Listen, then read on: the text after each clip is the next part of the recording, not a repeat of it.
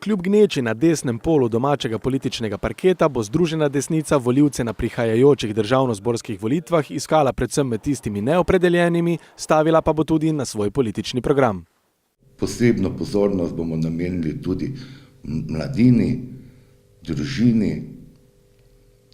Za mlade je potrebno poskrbeti, da ne bodo odhajali v tujino. Tu so mišljeni predvsem stanovanjski pogoji, zagotovitev služb, zagotovitev tudi, da bojo družine pristopale k rojstvu otrok. V ta namen predvidevamo tudi spodbudo v obliki finančne pomoči. Trenutno se pogovarjamo o 3000 evrih. Predvsem pa želijo ojačati kupno moč državljanov s predlogom, ki predvideva znižanje DDV-ja za osnovne življenjske potrebščine in za otroške potrebščine. Mislim, da bi bilo prav, da se ta davek zniža na minimum. Naš predlog bi bil tam okoli 5%.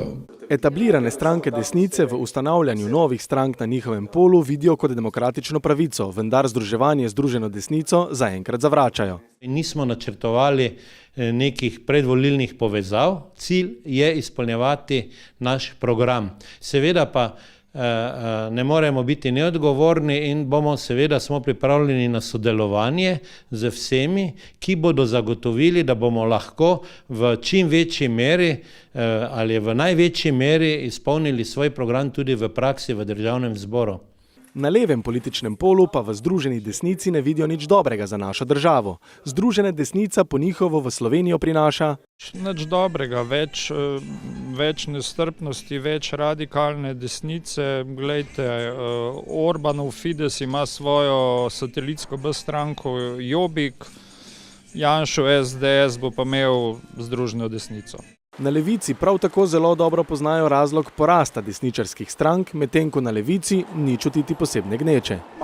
Veste kaj, lahko je šuntati ljudi, dosti težje delati resno politiko. Veste, če bi jaz bil baraba, bi lahko naredil tako stranko in pobral 20% glasov, ampak nisem. Mi pač delamo resno politiko, ne od danes do jutri.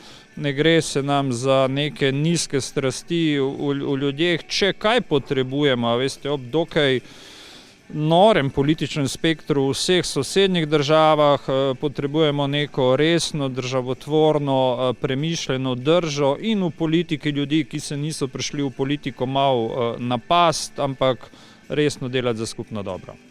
Zanimivo, da se Združeni desnici ni želela pridružiti Slovenska ljudska stranka, katere vidni član je bil včasih Franc Kangler. Naj bi pa pogovori o sodelovanju potekali z nekdanjim poslancem Slovenske nacionalne stranke Sašom Pečetom.